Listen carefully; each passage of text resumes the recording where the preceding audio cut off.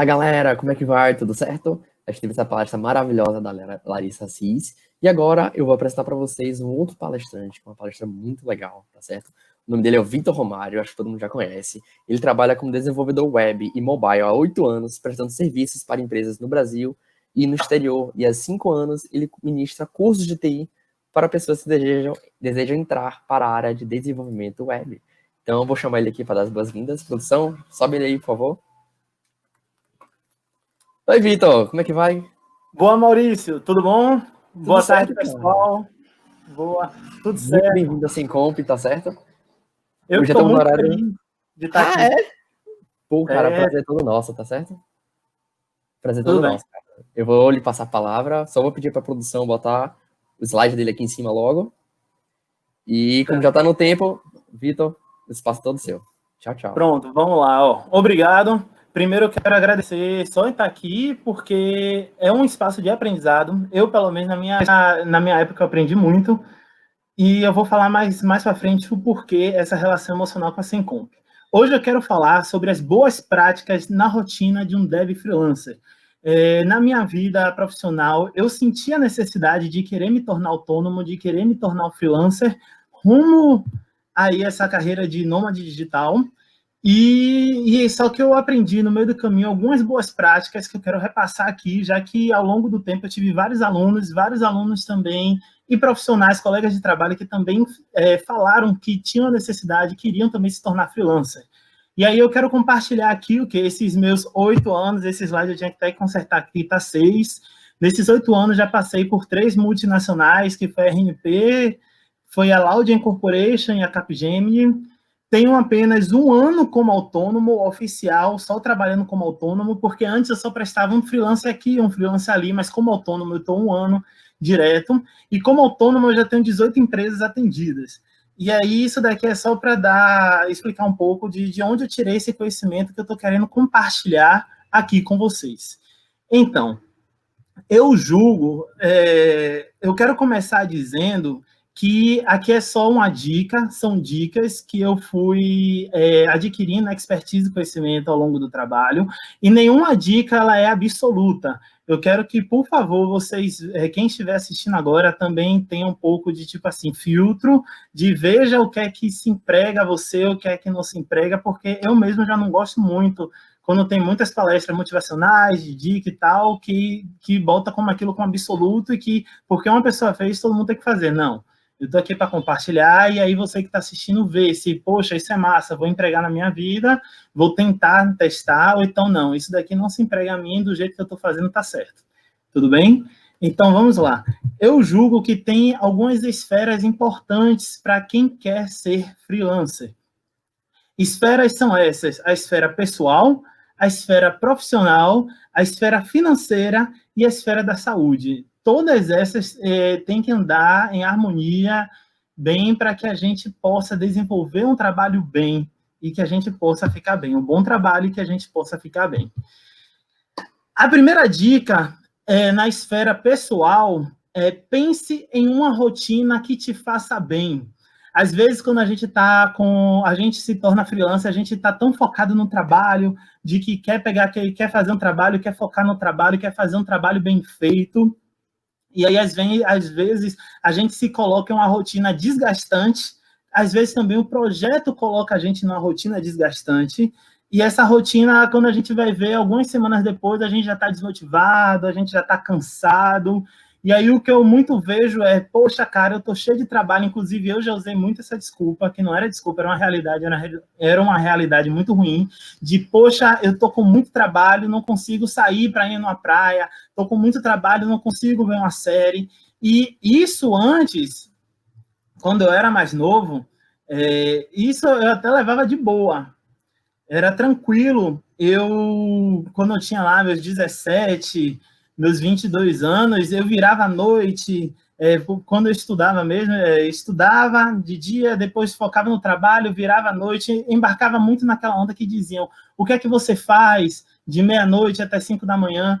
Só que, quando eu fui fazendo 23, 24 anos, eu vi que ficar nessa rotina de estar virando noite não estava fazendo bem para mim, para minha saúde mental, estava tendo várias outras implicações. Inclusive, só um depoimento pessoal, eu comecei a ter estafa, comecei a ter pressão alta, comecei a estar andando na rua, sentir dor, formigamento na nuca e nos braços, então ali eu vi que, poxa, eu tinha que mudar minha rotina. E ali foi aí que eu vi que, pronto, que eu tinha que montar uma rotina que me fizesse bem. Então, uma coisa que eu já digo para você, que você quer ser freelancer e tal, ó, anota no caderninho, bota os horários, ó, de tal hora até tal hora eu vou me dedicar ao trabalho, essa aqui é a hora que eu quero trabalhar, que eu vou me dedicar. Se eu gosto de assistir série, ó, vai ser nesse horário aqui de meio-dia, vai ser no jantar que eu vou assistir minha série. Intercale, sim, o trabalho com outras atividades que você faça para a rotina ficar sustentável. Porque se você pensar na sua semana só focado no trabalho, em estudo, corre muito risco de seu corpo se desgastar rápido. E aí não vai ser mais tão sustentável daqui a alguns anos. Então, só a nível de curiosidade, hoje eu estou com 25 anos, talvez até novo, mas o corpo já ficou de velho justamente por causa de um desgaste, de vários desgastes que eu provoquei ao meu corpo no passado. Então, pense em uma rotina que te faça bem e organize esse horário. Aí uma outra esfera é a esfera profissional. O que é que a gente vai fazer aqui nessa esfera profissional? Minha recomendação é: crie um e-mail profissional, crie um WhatsApp business, crie um site, apresentação de você, do seu trabalho profissional, crie um portfólio e atenda o cliente em horário comercial. Essa é uma dica, independente de você gostar de trabalhar no horário comercial ou não. Como, por exemplo, você sente que você é mais produtivo de madrugada, você gosta de trabalhar de madrugada, porém, quando você se torna freelancer, é bom que você dê uma atenção ao seu cliente, responda a ele, tire dúvida deles e mostre a ele como é que está o acompanhamento. Essa questão de tirar dúvida, responder e mostrar o avanço do projeto é que eu sugiro que você faça em um horário comercial. Por quê? Porque como você dá um ar de empresa, de tipo assim, a sua empresa está funcionando em um horário comercial igual como qualquer outra empresa. Você também limita um horário para que seu cliente fale com você. E isso, a longo prazo, pode ser bom, porque eu, no início, errei muito eu terminei um trabalho meia-noite. Meia-noite eu mandava a mensagem para o cliente mostrando como é que estava o avanço. Coisas fora, assim, do horário, mas que foi dando liberdade para o cliente vir me pedir coisa 1 da manhã, 2 da manhã. E aí, o que foi que aconteceu? Começou a ficar ruim, receber mensagem de madrugada, cobranças de madrugada.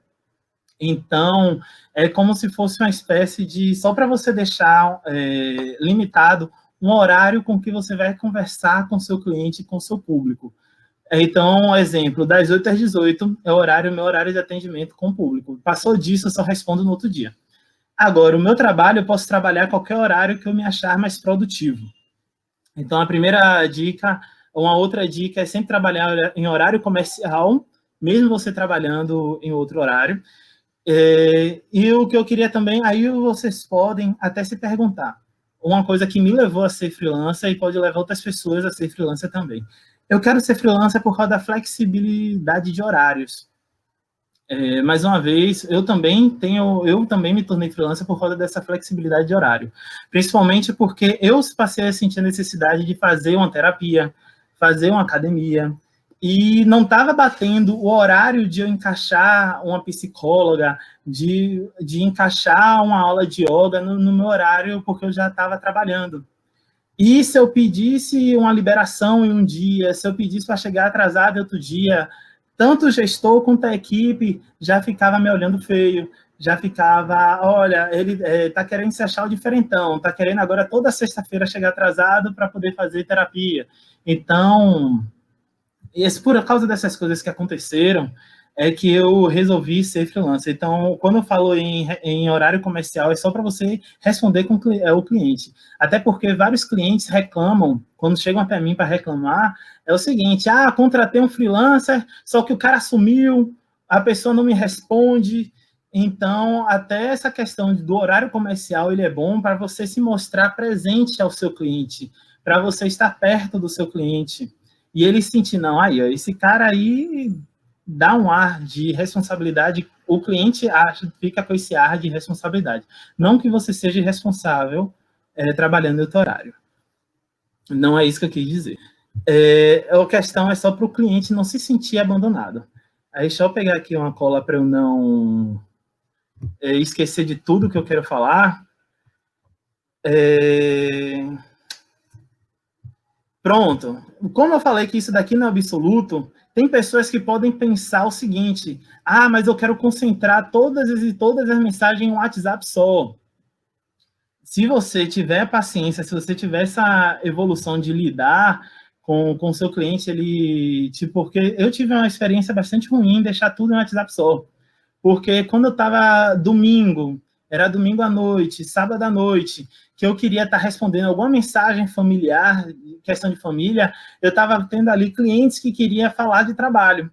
E aí, quando eu não respondia, ficava me cobrando, porque eu estava online. Então, ter essa divisão de horário de trabalho pode ser até bom. Quer ver outra situação? Quando eu ia para a praia, eu tinha algum momento de lazer. Aí eu pegava o celular e abria o WhatsApp pessoal, tinha lá uma demanda de profissional. Aquela minha saída, eu já ficava mal. Eu já ficava, poxa, aí eu tenho que voltar para casa para poder terminar tal coisa, o cliente já está aqui falando. Então, você separar em outros perfis profissionais, ele é importante também por isso. A única coisa que eu não tenho perfil profissional é no Instagram. No Instagram, eu ainda mesclo o pessoal com o profissional por um motivo. Eu sou negro, eu sou gay.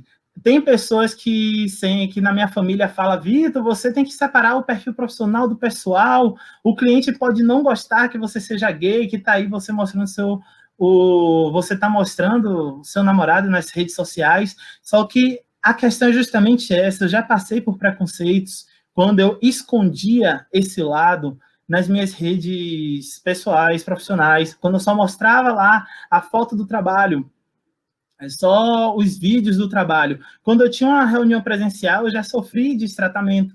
Já tive, que eu não quero nem entrar aqui no âmbito disso. Então, eu quero que o meu cliente, quando ele vá me pesquisar nas redes, quando ele for me pesquisar nas redes sociais, que ele encontrar o meu perfil, ele já saiba de cara que eu sou negro, que eu sou gay, porque se ele tiver algum preconceito, alguma coisa com isso, que ele nem me procure e que a gente nem chegue para frente, porque eu já tive experiência com outros trabalhos que foram bastante problemáticos e foi muito ruim. Então, quanto a isso de ter contas separadas, é isso que eu quero dizer. E aí eu tenho uma segunda dica, que é como conseguir trabalho. Muitas pessoas me perguntam como é que eu consigo trabalho hoje. Hoje, eu já desenvolvi tantos trabalhos que as pessoas me recomendam. Então, até por isso que é muito bom você se preocupar em tratar bem com o cliente, porque um cliente, quando você é freelancer, ele está pagando também pela experiência. Então, se você proporciona essa boa experiência com o cliente, ele vai retornar, ele vai te indicar para outros trabalhos. Então, hoje eu não preciso mais estar postando em sites de freelancer, fazendo publicação paga. Graças a Deus, mas esse orgânico demora para acontecer. O que acontece? O que foi que eu fiz antes? Antes, eu oferecia meus serviços para conhecidos, familiares e lojas aqui do bairro. Teve um primo meu que abriu uma academia. Eu fui lá, fiz o site, ofereci de prima aqui, ó, esse site é de presente para eu testar, fui montando um portfólio. Tem uma loja de roupa aqui no bairro, eu fiz o site dessa loja de roupa. Depois que eu montei esse portfólio, eu botei agora nas redes sociais, coloquei nas redes sociais, fiz um card bonitinho, contratei um profissional, um designer para fazer esses cards, postei no Instagram e fiz publicação paga para as pessoas de Salvador, e aí o perfil com quem eu já queria atingir, pessoas que fossem microempreendedoras, para eu poder atingir essas pessoas. Consegui os trabalhos, e aí fui fazendo. Então, essa é uma das dicas que eu deixo, de monte portfólio e divulgue e faça publicação paga, que o retorno vem. Porque o primeiro é a visibilidade, com a visibilidade das pessoas gostando do seu trabalho, vem as perguntas, vem as oportunidades de trabalho. E aí, depois disso, eu criei um site, coloquei no Google meu negócio, e isso é importante porque todo lugar, sempre, até uma videoconferência que eu fiz outro dia, eu tinha visto, estava lá na tela da pessoa o meu site aberto, ou seja, a pessoa já tinha me jogado no Google para poder me pesquisar. Então, cria um site, coloque no Google Meu Negócio, se vocês pesquisarem lá, Vitor Romário, já vai ser a primeira pesquisa. Eu acho que vai ser. Trabalhei para isso, tentei trabalhar para isso. Então, façam a mesma coisa, porque isso vai dar um ar de, eu não digo nem de autoridade, eu quero dizer assim, de segurança. A pessoa vai se sentir segura de, poxa, aí, eu falei com o cara parece ser bom e o Google já recomenda ele de cara. Então, isso dá uma segurança para o cliente querer te contratar. E só que aí também tem sites que eu usei bastante, que é o Orkana e 99 Freelas. Tem vários outros sites. Se você jogar na internet, site de freelancer tem nacional, tem internacional. Porém, eu tive ótimas experiências com Orkana e boas experiências com 99 Freelas. Então, é por isso que eu recomendo estes.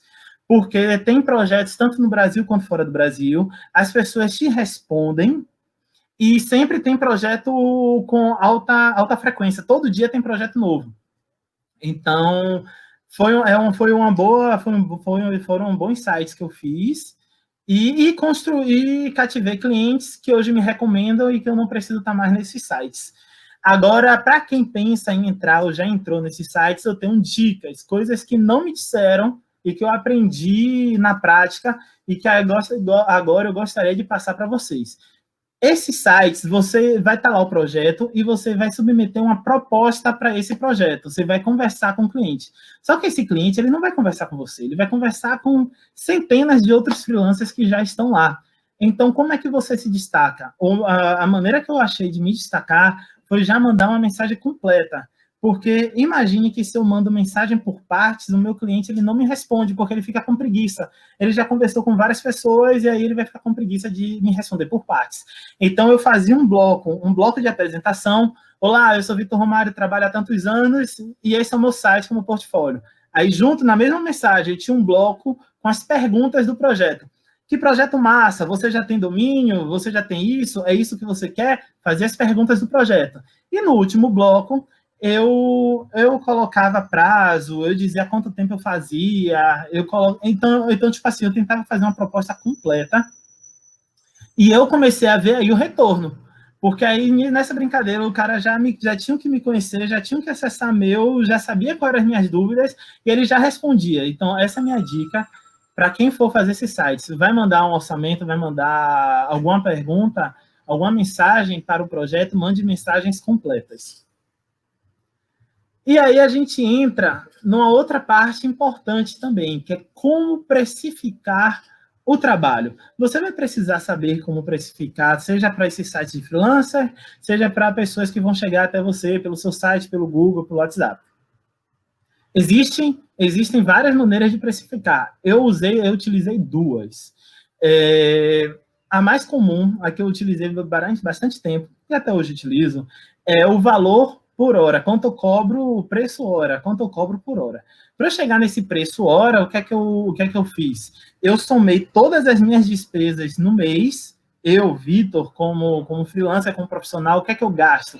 Energia, eu gasto alimentação, tudo que eu gasto, coloquei, cheguei no valor X. De quantas horas eu desejo trabalhar por mês, né? Aí cheguei no valor por hora, quanto eu devo cobrar. E aí, quando eu vou fazer o orçamento, eu penso assim, quanto tempo é que eu levo para fazer tal coisa? Através disso, aí eu vejo quanto é que fica o preço por hora. Mas eu participei também de um workshop bastante legal, que foi o Dev 360, muito bom, de Lucas Fernando e Fábio Carigé, abraço aos dois, e que lá eu também aprendi uma outra forma de precificar e que também me trouxe mais lucro. E também eu me senti mais valorizado com o meu trabalho, que foi também o valor que eu agrego, que o meu trabalho agrega ao cliente. É um pouco mais trabalhoso de se precificar isso, porque você tem que pesquisar qual é a área do trabalho que você vai fazer, como, por exemplo, o cara quer fazer um aplicativo para a área de pet shops, para o mercado de pet shops. E aí é um exemplo, não foi esse realmente o trabalho que eu fiz. Aí o que é que eu ia em busca? Eu ia em busca de pesquisar como é que estava a área, como é que era o investimento, quanto lucro estava dando aquela área, qual é o diferencial o projeto que o meu cliente quer fazer com o que já tem no mercado, para eu já saber o potencial do projeto dele, para eu saber o quanto de valor aquele projeto tem, e assim eu poder cobrar não somente pelo o meu X horas, quantas horas eu trabalho, mas o quanto aquele projeto, o quanto o meu trabalho para aquele projeto vai ser importante, porque aquele projeto, no final, ele vai ser muito importante para a sociedade, entende? Então, essa é uma outra forma de se precificação em que você vai precificar o valor. Você pesquisar o quanto você agrega, o quanto importante é o seu trabalho para aquele projeto, para você precificar. Mas isso é complicado, é com o tempo que você vai pegando maturidade, que você vai conhecendo. Mas aí o que é que você pode estar fazendo para ambos os casos? Tanto para precificar valor hora, quanto para você precificar através do valor que você agrega. Quanto é que, em ambos os casos, eu sugiro que você também faça uma pesquisa de mercado. Eu tive amigos que são da área também de computação, que também trabalham como freelancer, que puderam me ajudar a precificar. Um desses amigos é Marcos, é Matheus, que aí eu perguntava, Matheus, olha só, o cliente quer tal projeto. Eu pensei em cobrar pelo projeto tanto. O que é que você acha? Quanto é que você cobraria? Para eu ter uma média de mercado, para eu ter uma média de quantos outros freelancers também cobrariam, para eu saber se o meu preço está muito acima, se o meu preço está muito abaixo, para saber o quanto distoante do mercado está o preço que eu estou cobrando. Então, eu também sugiro que pode ser legal vocês também entrarem em contato com colegas de vocês, para saber quanto é que eles estão cobrando por cada trabalho, a fim de te ajudar a saber quanto o quão caro ou quão barato você está cobrando. E aí, depois que a gente precifica, depois que a gente fecha o projeto com o cliente, tem uma outra coisa que é bastante problemática e que eu também sofri muito, que é como evitar que o cliente não pague. O velho calote. Eu tive muitos calotes. Nossa, eu acho que muitas pessoas que foram da área também de freelancer que começaram, autônomo, sofreram também calote. Mas como evitar? A minha maneira de evitar isso foi tendo um jurídico.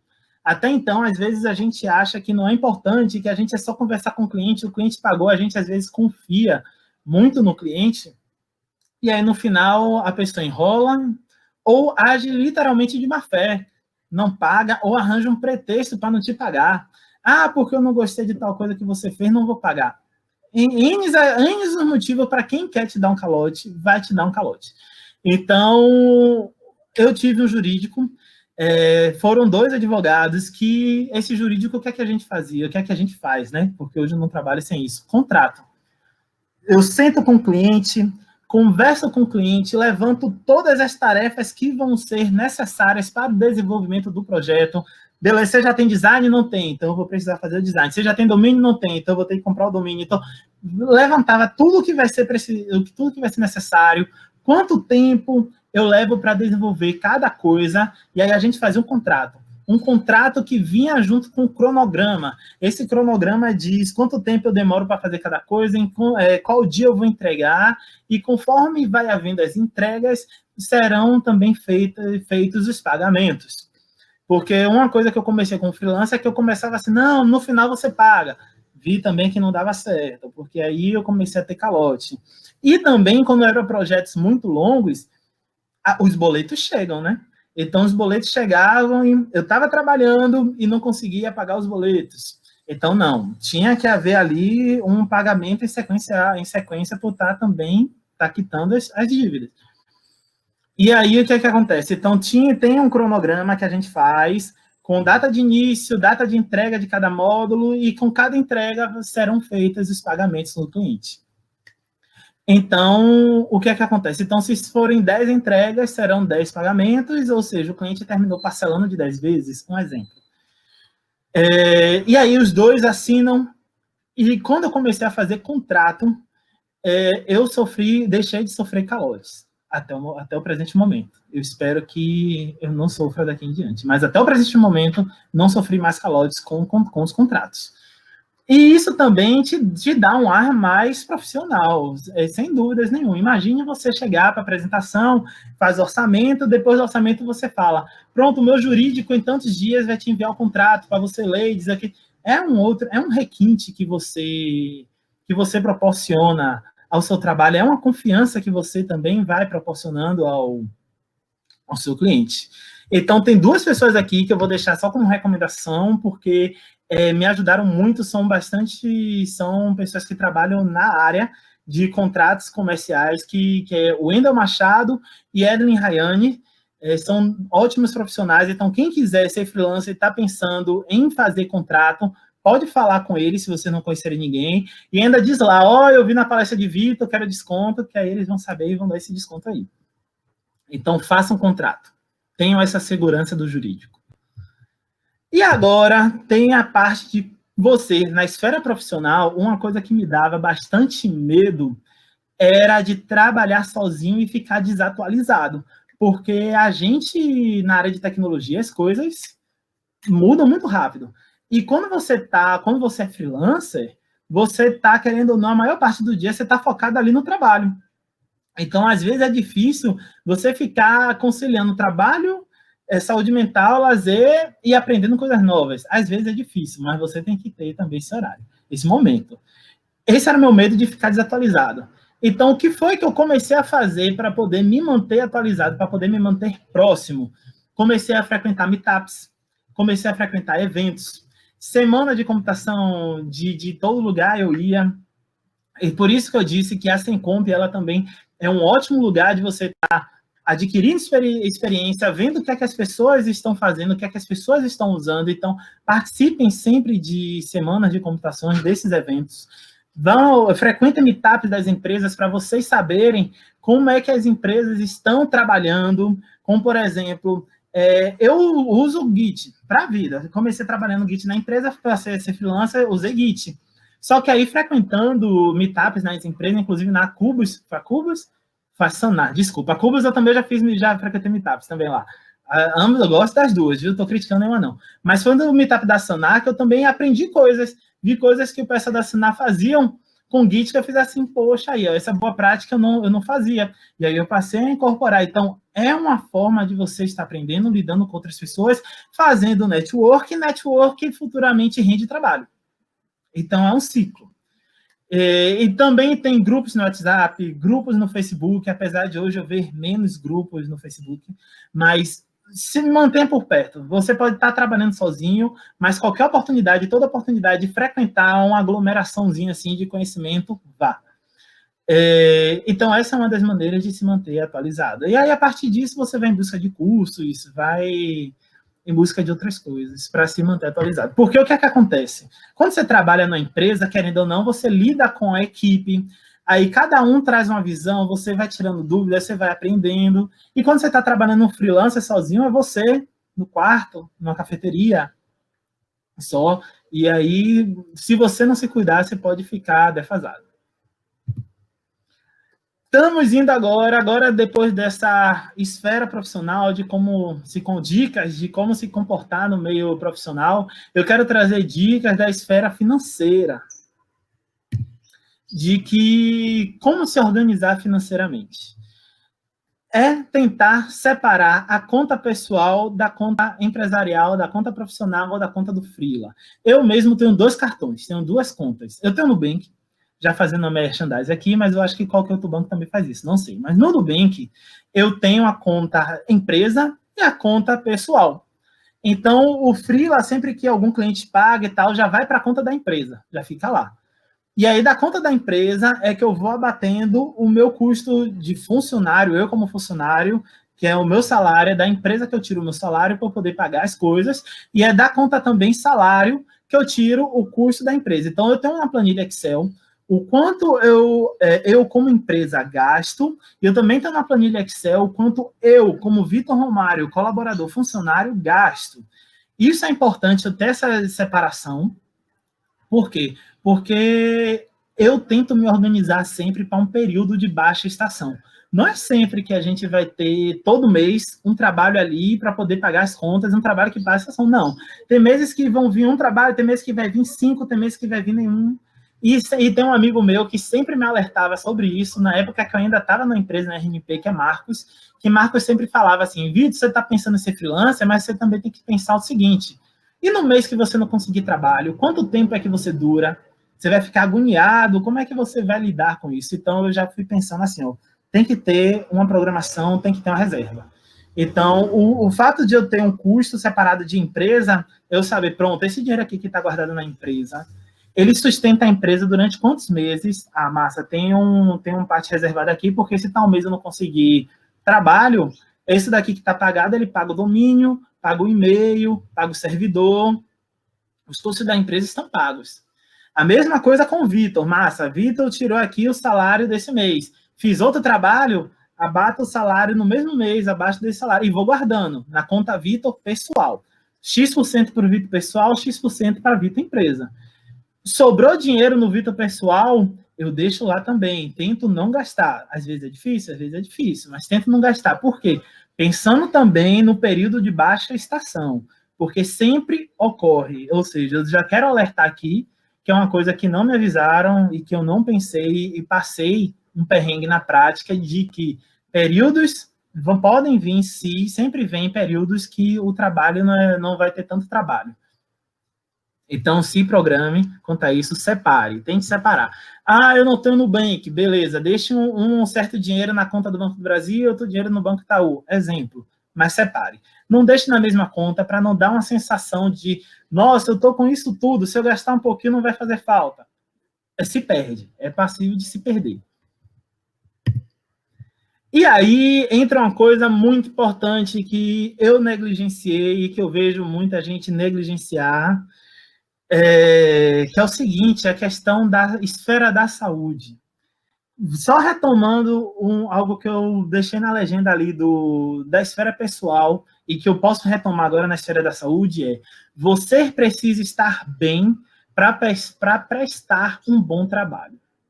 Então, pense na saúde também em coisas como tente se alimentar bem. Por quê? Para que seu corpo, você possa ter mais proveito de energia do seu corpo. Como, por exemplo, eu já me alimentei muito mal. Isso daqui é uma dica pessoal, você vê se se emprega ou não, porque eu nunca tive nutricionista, não tive nada. Se você tem esse acompanhamento, ótimo. Eu não tive que aprender, tive depois, né? Depois que eu passei mal. Mas antes era bem comum meu almoço, lanche, ser um McDonald's, ser um Burger King, ser um donut, porque, inclusive, quando a minha rotina era mal organizada e eu ficava cansado da minha rotina, eu tentava extravasar na alimentação. Ah, velho, quer saber? Eu vou comprar aqui um donut, vou fazer um brigadeiro para eu poder ficar mais alegre. E aí, quando eu fui ver, era um dia que eu estava comendo brigadeiro, no outro dia também, no outro dia era donuts, e eu não falo para a questão de engordar. O que eu falo para a questão é o seguinte, eu comecei a me sentir mais cansado. Porque depois que eu me alimentava, desce pelo menos um McDonald's para mim, é uma alimentação pesada. Eu fico logo com sono. E aí eu fico com sono, eu já fico improdutivo, eu já fico, eu vou dormir hoje, amanhã eu acordo. Aí começa a vir um ciclo, no meu caso, de procrastinação, de enrolar, e quando eu fui ver, eu já estou me perdendo no prazo. Então, no caso de eu me alimentar bem, é também para eu ter disposição, para eu ter energia. Não quer dizer que eu vá cortar os doces. Não, eu não cortei os doces. Tem um dia da semana, geralmente na sexta-feira, o meu happy hour, que eu compro o donut sim, que é tipo assim, eu mereci nessa sexta, então eu compro. Então foi uma questão mesmo de dosar, de quando comer, entendeu? Para eu não ficar... para esses alimentos não identificar. Então, acaba sendo uma dica como consequência de, se quiser ir na nutricionista, fazer porque eu passei aí, porque eu comecei a ir para a cultura do vegetariano, do veganismo, e aí eu fiz assim, não, eu vou agora, quando eu tomei gosto, eu falei assim, não, agora eu vou no nutricionista porque eu vou querer fazer alguns cortes e substituições de alimentos. Hoje eu já não tomo leite de vaca, hoje eu já estou cortando mais a carne, mas para isso eu fiz um acompanhamento sim.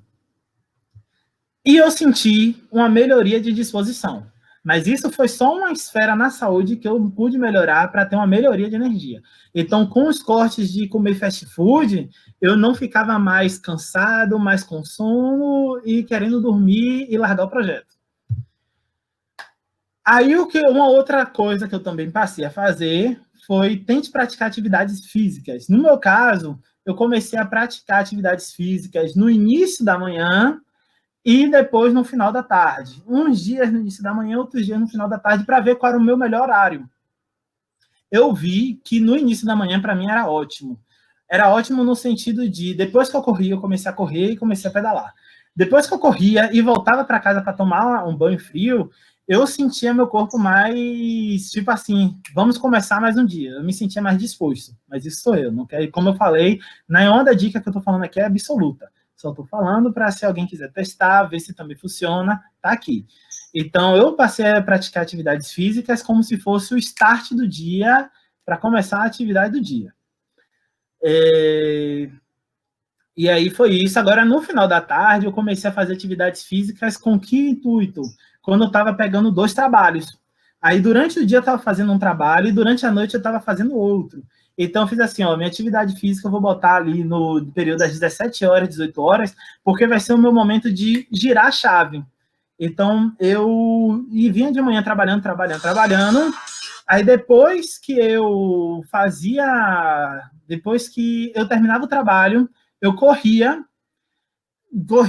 espareciamente, e aí, quando eu voltava, eu já voltava com a mente vazia para iniciar um novo trabalho. Então, foi com esse objetivo também de praticar atividades físicas. E eu me senti disposto. E junto também, não necessariamente a correr, é pedalar. Outra coisa que eu fiz também, como eu comecei a correr à noite, de manhã eu iniciava o dia com yoga. E yoga foi muito bom, pelo menos para mim, foi muito bom praticar yoga, que deu mesma sensação de agora eu começo o dia relaxado. E yoga também foi muito bom para mim. E aí é isso, veja qual é a atividade física que você pode, que para você vai ser melhor. Eu tentei meditar durante o dia, acordar e meditar. É porque isso daí eu já vejo de uma recomendação que já me mandaram lá pelo Facebook, pelo Instagram. Meditar para mim durante o dia não foi muito bom, porque eu acabava dormindo de novo. Eu acordava, já estava deitado, ia meditar, dormia e ficava dormindo lá de novo. No meu caso, só compartilhando a experiência. Eu passei a meditar meio-dia, no horário de meio-dia. Meio-dia por aí eu passei a meditar. Ou seja, a questão é você se conhecer, é você testar, fazer os seus horários para ver o que vai ser melhor para você. Aqui, inclusive, aqui, ó, esse quadro. Esse quadro aqui, ele é a minha rotina que eu fiz que melhor se adequou no horário do meu dia. Porque aqui eu encaixei psicóloga, aqui eu encaixei yoga, encaixei corrida, nos melhores horários para mim. Então, a questão é você se conhecer. Como eu falei lá no início, fazer uma rotina que seja sustentável para você. E aí a gente falou da saúde física, da saúde alimentar, e aí eu também quero falar da saúde mental. A saúde mental ela é muito importante para a gente que é desenvolvedor, muito mais ainda, porque a gente precisa estar com a mente boa para a gente pensar em soluções. A gente, principalmente se você for freelancer, um freelancer, ele, na minha visão, ele é um cara que vai propor soluções criativas e de baixo custo para microempreendedores, para pessoas físicas. Por quê? Porque se essas pessoas físicas, na minha visão, isso no meu público, elas poderiam pagar grandes empresas para solucionar os problemas dela. Só que quando ela me procurava como freelancer, é porque ela queria aquele suporte rápido, aquela ajuda rápida, alguém de entendimento da área para ter uma solução criativa. Querendo ou não, a inovação no negócio dela, né? Porque inovação é isso também, é uma gambiarra que acaba virando inovação. Uma gambiarra no sentido seguinte, de algo criativo e que gera inovação.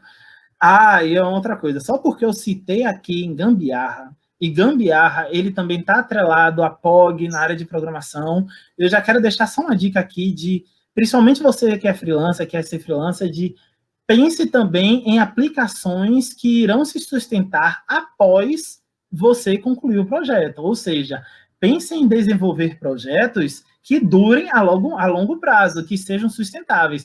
Não faça um projeto de, eu vou fazer só esse site, vou fazer esse sisteminha, porque o meu cliente hoje tem só 10 clientes e ele quer algo pequeno. Não, pense em algo que, pronto, eu vou fazer da melhor maneira, porque se meu cliente futuramente quiser escalonar a aplicação, não está engessado, não tá engessado, a gente vai conseguir escalonar. Ou seja, tente fazer da melhor maneira sempre. Não é porque eu estou falando aqui de fazer uma solução criativa a baixo custo que você deve fazer POG e deve manguear na aplicação da pessoa. Não é isso. Pelo amor de Deus. E uma outra coisa é o seguinte, voltando para a saúde mental, você precisa ter uma boa saúde mental para você propor soluções criativas, para você pensar bem, para você estar bem. Então, faça terapia. Terapia, tipo assim, se você sentir que você tem alguma questão mal resolvida com você, de N esfera, qualquer esfera, até da esfera emocional, pessoal, porque a gente é um ser humano e como ser humano nós somos um só. Por mais que até a pessoa seja racional e tenta dividir, não, eu, pessoal, sou isso, eu, profissional, sou outra coisa, mas se você sentir que você tem alguma questão, você puder fazer uma terapia para poder melhorar isso é bom. Eu fiz terapia, me ajudou bastante. Faz uma meditação. Já foi falado aqui de soft skills, e Lucas Fernando também foi com quem eu aprendi muito, de que soft skills, elas são importantes também, você saber se comportar, você saber lidar. Uma outra coisa aqui também, saúde mental, ela é importante também para nem tudo te atingir, tudo não ir para o seu coração. Como, por exemplo, quando você é freelancer, outra coisa que não me disseram, que eu sou a longo prazo soube, é que eu não sou o trabalho que eu faço. Às vezes, quando você está sozinho e você faz o trabalho, querendo ou não, você acaba se aproximando e você acaba sendo aquilo. Como, por exemplo, se o cliente elogia o seu trabalho, você já toma para você um elogio como se fosse para você, e você fica, isso é legal. O problema pode acontecer quando o cliente critica. E aí é um caminho muito perigoso de você levar para o coração e achar que o cliente está te criticando, ou seja, mexe um pouquinho com o ego também. Então, quando eu tento falar assim de você no seu trabalho, tente pensar que quando o cliente, você precisa estar com a mente boa, para que quando o cliente criticar o trabalho, dizer que não gostou, você poder selecionar, você poder separar de, não, ele está falando do trabalho, ele está falando disso aqui. Vamos então fazer isso aqui da melhor forma que o cliente goste, e que você também possa dar esse suporte. Em alguns momentos, o cliente queria coisas que não eram, como é que eu posso dizer, do ponto de vista de tecnologia, viável. E aí é um momento que você pode explicar. Mas tem outras coisas que aí você pode explicar. Olha, isso daqui não é viável por tal motivo e tal, e ver se o cliente entende, e às vezes você reformula. Tem outras coisas, como, por exemplo, o cliente às vezes quer um site com alguma coisa defasada.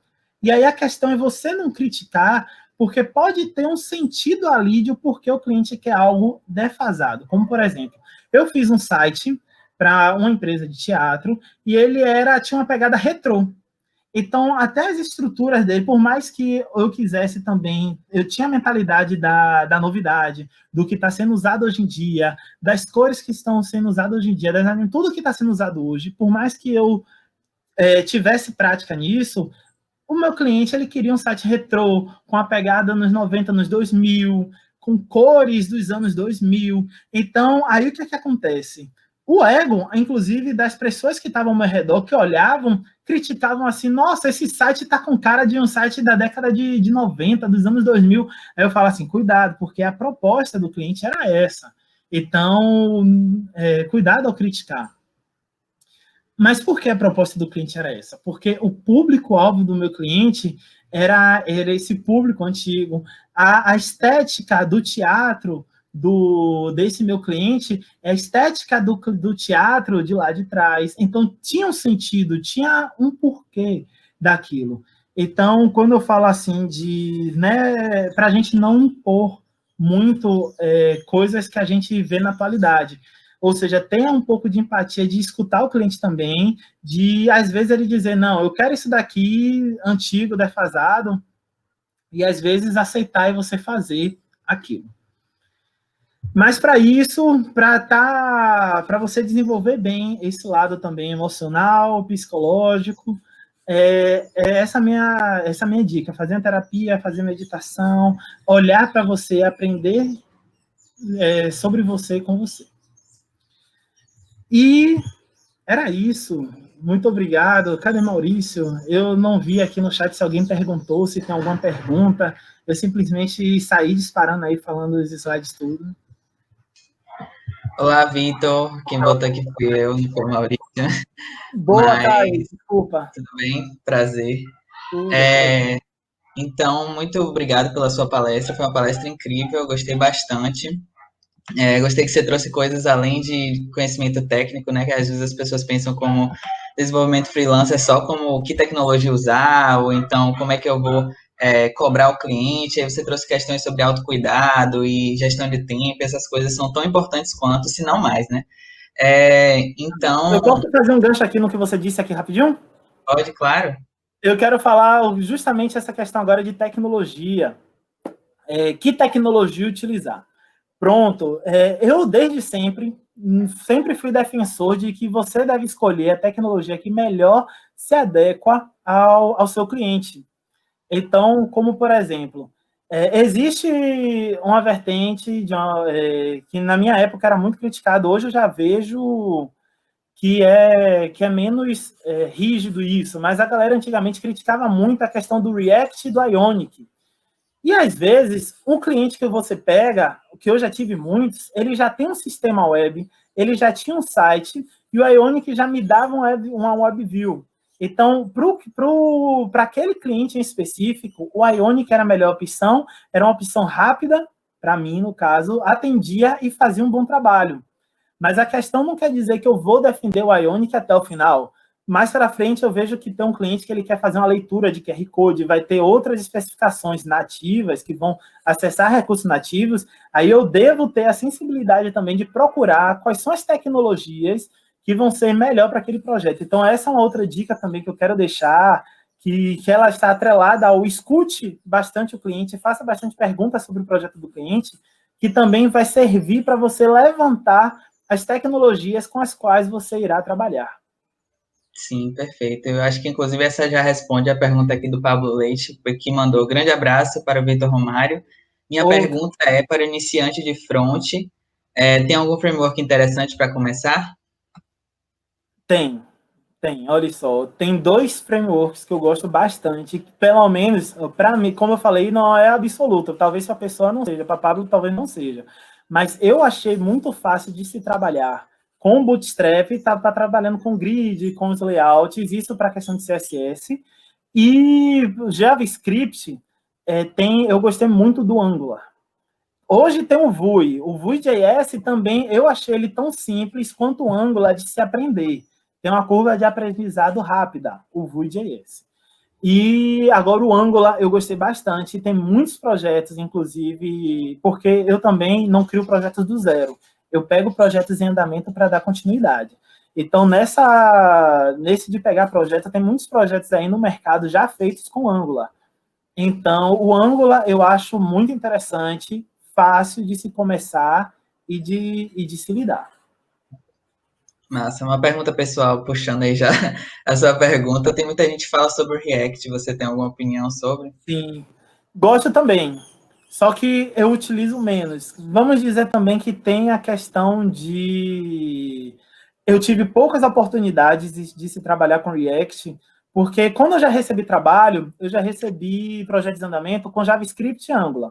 Aí isso me deixou tendencioso. Quando eu iria propor um trabalho, às vezes, como já tinha questão de um site, que foi o caso de uma outra empresa que eu já fiz, de 2 empresas, eu puxei para o Ionic, porque já por a questão do WebView, que estava mais simples.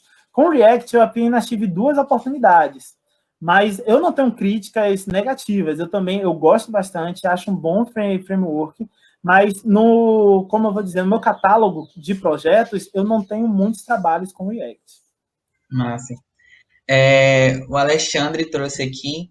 Qual é o tipo de cliente que mais aparece para você? Costumam aparecer empresas de médio porte ou aparecem apenas microempresas?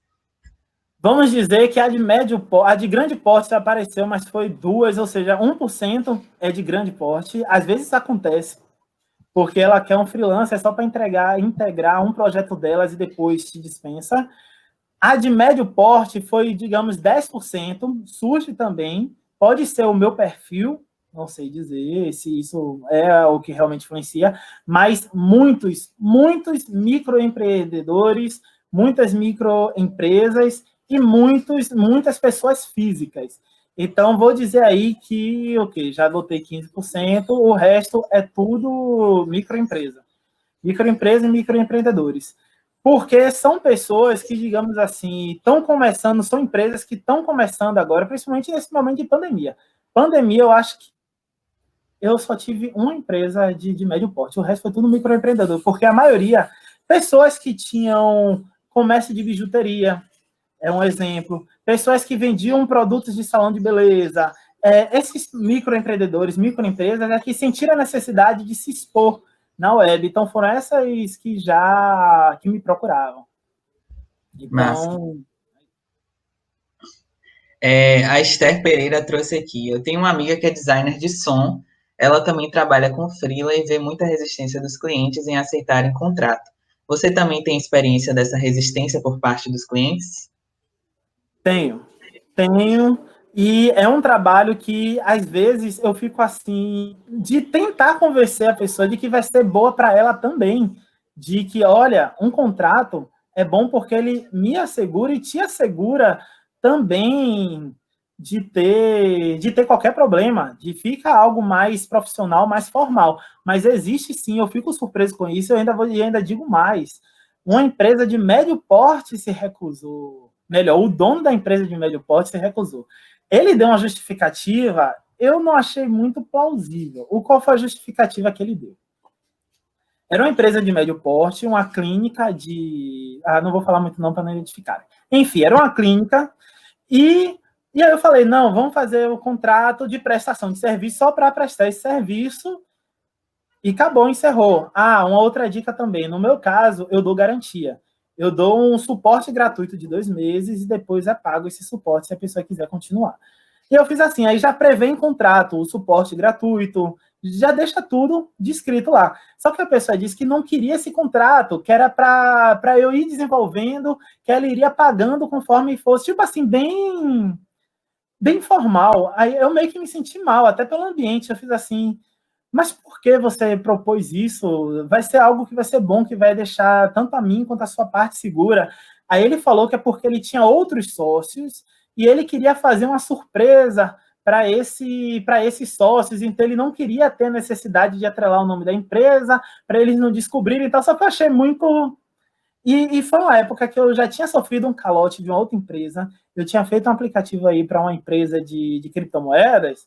Essa empresa aí fechou, largou todo mundo na mão, inclusive a mim. Então, eu não recebi esse dinheiro.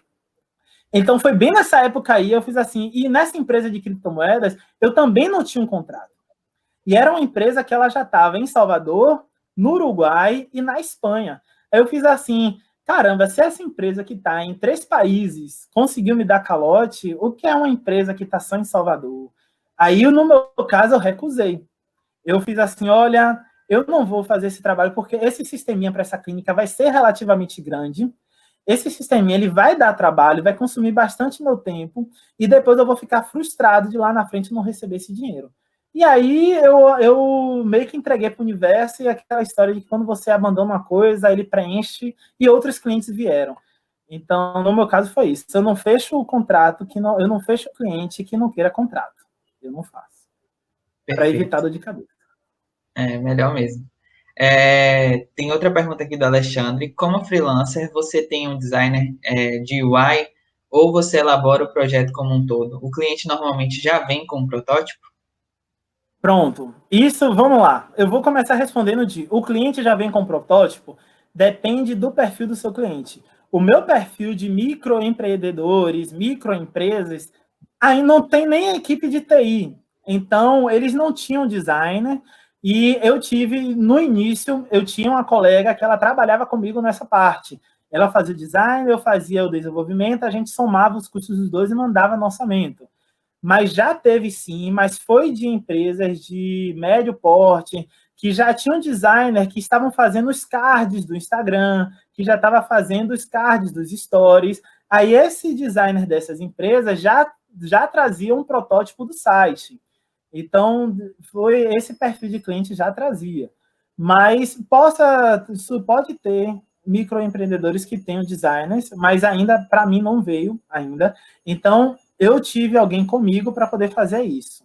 Só que ao longo do projeto, essa outra pessoa começou a estar cheia de demandas, aí eu comecei a sentir a necessidade de estudar também. Aí eu passei a estudar mais sobre o X, o Y, para eu também ter essa autonomia. Mas foi um processo, ou seja, mas eu continuo com contato, e aí, a depender do trabalho, eu faço, a depender do trabalho, eu entro em contato com esses meus colegas que são designers, e às vezes tem cliente que traz, mas no meu caso é muito raro o cliente trazer. Massa.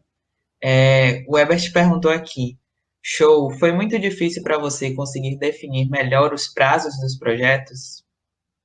Foi sim. Inclusive, eu acho que isso daí eu aprendi errando, viu? E eu errei bastante. Porque tem coisas que a gente olha e fala assim, poxa, isso daqui é só para fazer um CRUD de login, recuperação de senha e tal. Bota aí 2 dias, 3 dias. Quando eu fui ver, dava algum problema de integração de tecnologia, uma outra coisa que tinha colocado, e aí surge um bug, e quando foi ver, já levou uma semana e meia. Então, porque às vezes acontece isso, então foi difícil, sim, no início, conseguir definir os prazos, e aí o que é que eu penso, o que é que eu comecei a fazer para me conhecer melhor e conhecer as tecnologias. Porque o interessante de ser freelancer, e eu não digo que isso vai ser bom, depende do seu espírito de aventura. Porque o interessante de ser freelancer é que você, a cada projeto, as tecnologias vão mudar. Então, eu não sou um freelancer que todo projeto, exemplo, estou trabalhando com a Ionic, todo projeto é Ionic, não. Um projeto é Ionic, outro projeto, Systems de Oportunidade React, outro projeto eu estou fazendo Electron no desktop, então vai diferenciando. Aí tem coisas que eu me baseio pela minha experiência no Ionic, e falar assim, no Ionic é isso daqui, eu faço em 3 dias. Aí eu boto lá 3, aí eu boto 4 dias. Aí quando eu vou para o Electron, eu já vejo que o problema é um pouco mais embaixo, tem algum problema lá que teve um bug lá que aconteceu. Então, no início foi na tentativa e erro. Então, o que é que eu considero é o seguinte, se você vai botar prazos, tenta colocar uns 2 dias de margem, a 3, a depender da complexidade do projeto, para que você pense assim, e se no decorrer disso daí acontecer um bug que eu perca um dia para resolver, entendeu? Tenta pensar nisso. Bota o dia a mais da decorrência do bug. Perfeito. Vou puxar aqui uma última perguntinha, apesar que tiveram outras, mas por conta do nosso tempo. Do Gustavo Araújo. Como um iniciante consegue competir nas plataformas de freelas com outros freelancers que já possuem bastante avaliações e dessa forma, para o cliente, seriam mais confiáveis? Pronto. Então, Gustavo, o que eu tive que fazer foi, eu paguei os primeiros 3 meses, porque geralmente o Orkana eu acho que ainda tem, porque eu não entrei mais lá, mas tem um plano para você pagar, para você ter mais conversa, para você fazer mais testes, para aumentar a pontuação, aumentar estrelas. Então, eu paguei, fiz esse investimento, tive que colocar na ponta do lápis esse investimento que ia ser feito para poder fazer isso. E a outra questão é a seguinte, portfólio, montei um portfólio, montei um site, porque quando eu já mandava uma proposta, eu já fazia nas primeiras linhas, eu já deixava o mais rápido possível deixar. Eu sou Vitor Romário, trabalho há tantos anos, e esse aqui é o meu site. Eu já tentava, só para ele já bater o olho e ver lá que tem o meu site, porque é no meu site que eu acho que eu conseguia fazer a conversão. Porque é no meu site que eu colocava, no meu site que eu colocava todos os trabalhos, e eu colocava o número do WhatsApp, e aí pelo WhatsApp que já estava lá nessas plataformas, você não pode passar o número do WhatsApp, mas você pode passar o link do seu site. Aí no seu site já está lá o WhatsApp, o cliente já pergunta, já é uma outra forma de você já converter o cliente. Aí na hora da conversa do WhatsApp, você fala, mas bora voltar lá para o Orkana, para poder fechar lá.